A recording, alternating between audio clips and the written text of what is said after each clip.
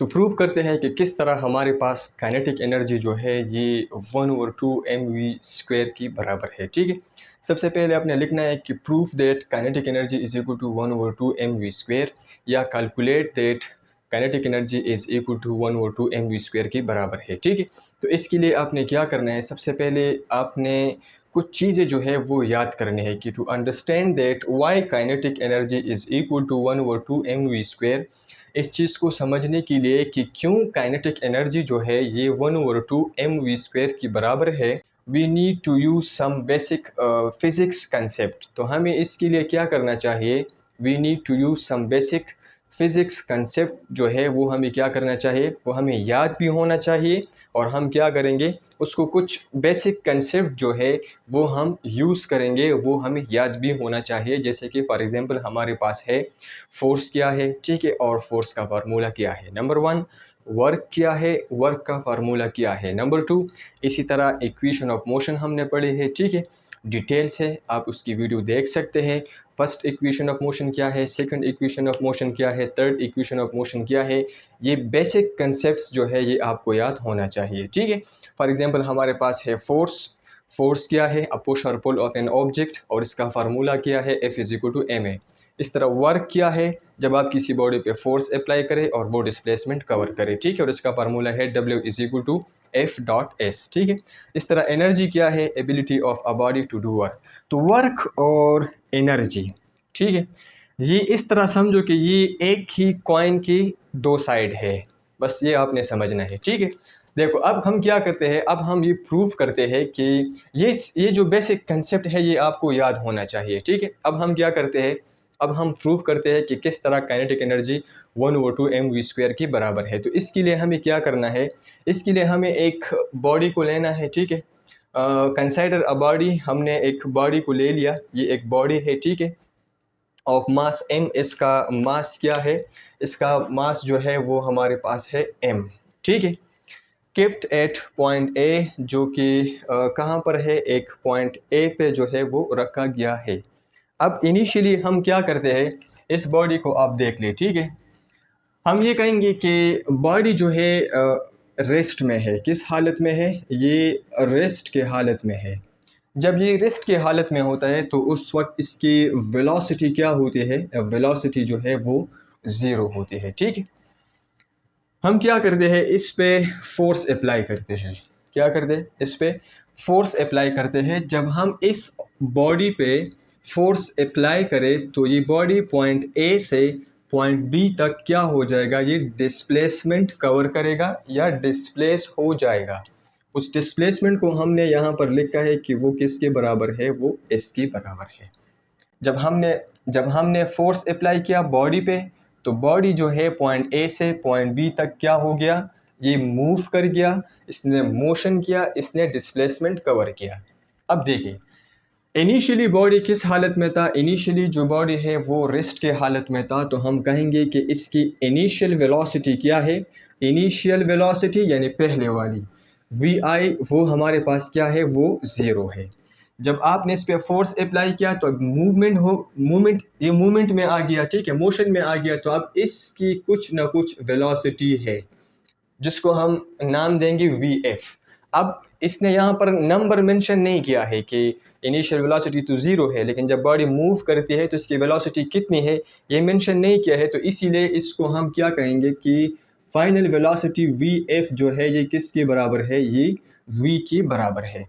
ठीक है, अगर आप CBSE की स्टूडेंट है, NCERT की स्टूडेंट है, तो इनिशियल वेलोसिटी को किस से रिप्रेजेंट किया जाता है, u से रिप्रेजेंट किया जाता है, और फाइनल वेलोसिटी को v से रिप्रेजेंट किया जाता है। आपने ये याद रखना है। ठीक है, अब देखो इसकी फाइनल वेलोसिटी हो गई vf जो कि किसके बराबर है, v की। अब यहाँ पर आप देख ले, ठीक है, हम क्या करते हैं, इसकी डराइवेशन करते हैं। ठीक है, देखो आपने बॉडी पे फोर्स अप्लाई किया, उस फोर्स की वजह से बॉडी ने डिस्प्लेसमेंट कवर किया। जब आप फोर्स अप्लाई करते हैं और बॉडी डिस्प्लेसमेंट कवर करती है तो इसको हम क्या कहते हैं, इसको हम कहते हैं वर्क डन। यानी बॉडी ने क्या कर दिया है, बॉडी ने वर्क डन किया है। तो वर्क डन हमारे पास वर्क डन किसके बराबर है? वर्क डन बराबर है F डॉट एस या F मल्टीप्लाई बाई एस। इसको मैं कहूँगा इक्वेशन नंबर 1, क्योंकि यहाँ पर क्या है, बॉडी ने वर्क डन किया है। ठीक है, ये हमारे पास है इक्वेशन नंबर 1। हम डेराइवेशन करते हैं। सबसे पहले डेराइवेशन का मतलब क्या है ये समझना है। ठीक है, देखो यहाँ पर आपके पास ये फर्स्ट फार्मूला आया है। ठीक है, अब इस फार्मूले के अंदर कुछ कंपोनेंट्स है। देखो फॉर एग्जांपल हमारे पास फोर्स है और इसमें हमारे पास डिस्प्लेसमेंट है।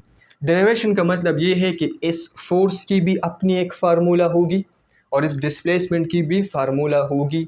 वो दोनों फार्मूले लेके आओ, यहाँ पर पुट करो, इसके साथ कुछ छेड़छाड़ करो और क्या करो, जो चीज़ आपको चाहिए वो इससे निकाल लो। This is what we call it derivation. इसको हम क्या कहते हैं? डेरिवेशन कहते हैं। अब देखते हैं। ठीक है, हमारे पास क्या है? हमारे पास सबसे पहले इस डेरिवेशन में हमने क्या करना है? हमें फोर्स मालूम करना है। क्या मालूम करना है? फोर्स। आपको पता है कि according to Newton second law of motion, according to Newton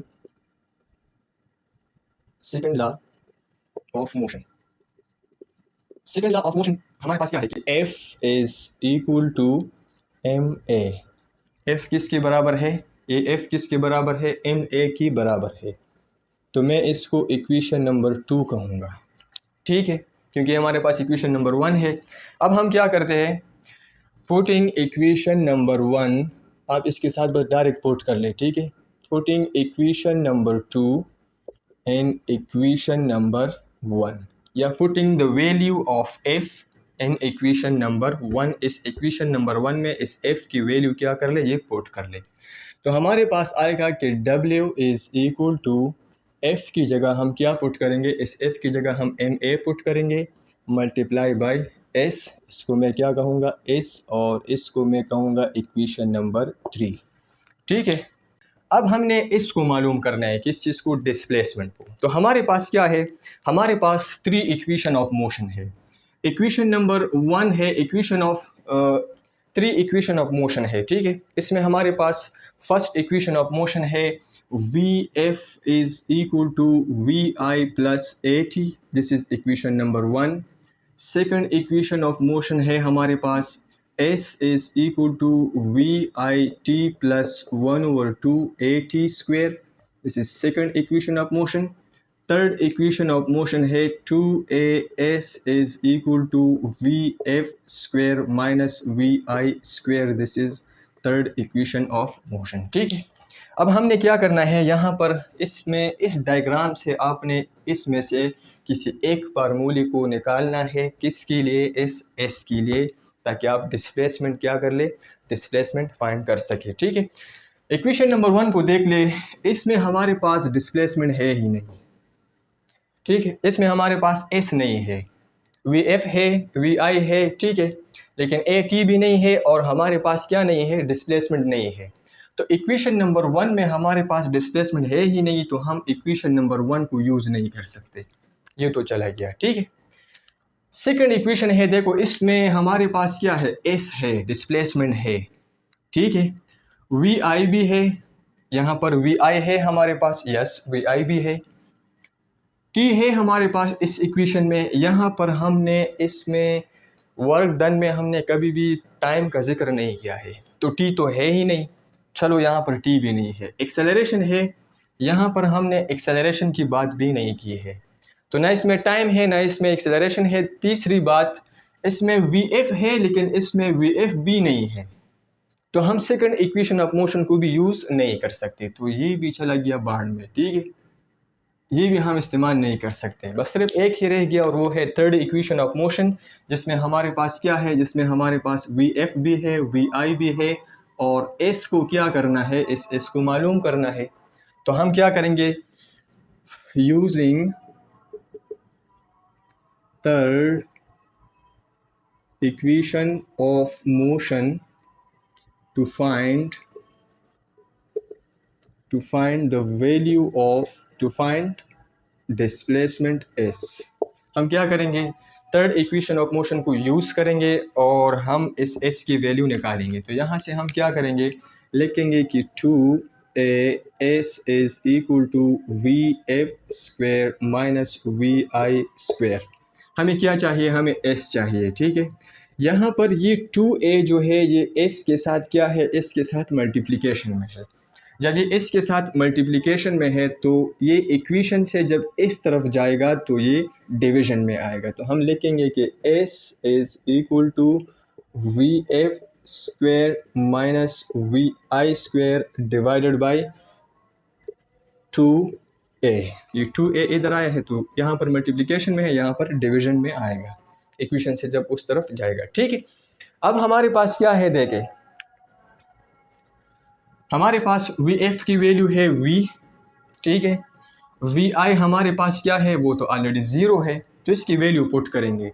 putting value s is equal to v f की जगह मैं v पुट करूँगा तो ये v स्क्वेयर होगा, इसकी जगह 0 पुट करूँगा तो ये ख़त्म हो गया और 2a अपनी जगह पर आ गया।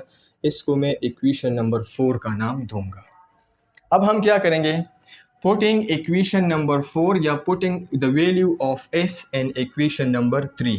किस में पुट कर ले? इक्वेशन नंबर 3 में इस s की जगह ये वैल्यू जो है वो पुट कर ले। तो हम क्या करेंगे? इसको यहाँ पर लिखेंगे कि work is equal to m a multiply, dot का मतलब है मल्टीप्लिकेशन, ठीक है, we square divided by 2a। अब हमारे पास क्या है? एक्सेलरेशन a और a ये एक दूसरे के साथ क्या हो जाएगा? ये एक दूसरे के साथ कट जाएगा, ठीक है। तो हमारे पास फार्मूला आएगा w is equal to m v square divided by 2। हमारे पास ये आ गया, ठीक है। w is equal to m v square by 2। w is equal to ये 2 जो है इसके ऊपर 1 है तो इसको बाहर निकालेंगे, ठीक है। मैं लिखूँगा कि 1/2 एम वी स्क्वेयर, ये हमारे पास आ गया, ठीक है। अब यहाँ पर देख लीजिए जो वर्क है ना, आप लोग कहेंगे कि सर यहाँ पर आपने तो वर्क लिखा है। अब देखो, जब बॉडी यहाँ से इधर आएगा तो दरमियान में मोशन है। जब एक बॉडी मोशन करती है उसके पास काइनेटिक एनर्जी होती है, ठीक है। मतलब ये है कि जो वर्क डन हुआ है वो किसकी इक्वल है? वो चेंज इन काइनेटिक एनर्जी की इक्वल है। यानी जितना वर्क डन हुआ है उतनी ही काइनेटिक एनर्जी उस बॉडी में होती है। जितना ज़्यादा काइनेटिक एनर्जी इस बॉडी के पास होगी, मतलब जितनी ज़्यादा मोशन करेगा उतनी ही ज़्यादा ये वर्क डन करेगा। तो ये work done is equal to kinetic energy. ये किसके बराबर हुआ? काइनेटिक एनर्जी के बराबर हुआ। तो मैं लिखूँगा कि ये वर्क डन काइनेटिक एनर्जी, क्या? काइनेटिक एनर्जी ये बराबर है किसकी? वर्क की। और वर्क किसके बराबर हुआ? 1/2 एम वी स्क्वेयर की। तो ये W ख़त्म करूँगा क्योंकि ये वर्क डन के बराबर, काइनेटिक एनर्जी की किसके बराबर है? वर्क डन की। तो मैं लिखूँगा कि kinetic energy is equal to 1/2 m v square. This is what we call it kinetic energy. की काइनेटिक एनर्जी जो है ये किस चीज़ पे डिपेंड करती है? ये मास पे डिपेंड करती है और वेलोसिटी के स्क्वायर पे डिपेंड करती है। ये था इसकी मैथमेटिकल डेरिवेशन, ये आपने याद रखना है। This is one of the most important question, ठीक है। अब यहाँ पर देख ले, ठीक है, यहाँ पर कुछ चीज़ें हैं जो कि इम्पोर्टेंट होती है, ठीक है। काइनेटिक एनर्जी जो है अब ये डायरेक्टली प्रोपोर्शनल है मास की, और काइनेटिक एनर्जी जो है ये डायरेक्टली प्रोपोर्शनल है वी स्क्वायर की। तो याद रखना है जब भी आपसे कोई पूछ ले, ठीक है, सवाल करे कि काइनेटिक, अगर हमारे पास मास डबल हुआ तो काइनेटिक एनर्जी क्या होगी? काइनेटिक एनर्जी का मास के साथ डायरेक्ट रिलेशन है, तो काइनेटिक एनर्जी भी डबल होगी। नंबर 1। नंबर 2, अगर कोई कहे कि काइनेटिक एनर्जी किसके बराबर, वेलोसिटी हमने डबल किया है, मतलब वेलोसिटी 2 टाइम है, तो काइनेटिक एनर्जी कितनी इंक्रीज होगी? तो जब ये 2 टाइम है तो यहाँ पर हम जब 2 पुट करेंगे तो इसके साथ स्क्वायर है, 2 2 ज़ा 4 आएगा, तो काइनेटिक एनर्जी जो है ये 4 टाइम इंक्रीज होगा। ये आपने याद रखना है, ठीक है। तो ये था हमारे पास काइनेटिक एनर्जी की डिफिनीशन, काइनेटिक एनर्जी की रिप्रेजेंटेशन, काइनेटिक एनर्जी का थ्योरेटिकली किस चीज़ पे डिपेंड करती है वो भी हमने देख लिया, और काइनेटिक एनर्जी का मैथमेटिकली प्रूफ किस तरह है वो भी हमने देख लिया। ठीक है, तो सिंपल है, इसमें इतना ज़्यादा चीज़ें इन्वॉल्व नहीं है, सिर्फ आपको third equation of motion use करना है और फोर्स का फार्मूला यूज़ करना है और आपके पास आएगा क्या, आपके पास आएगा काइनेटिक एनर्जी बराबर है किस चीज़ की, 1/2 mv² की। ठीक है, होप आपको ये समझ में आया होगा। Thank you very much for listening. If you have any question you can ask in the comment section. Thank you.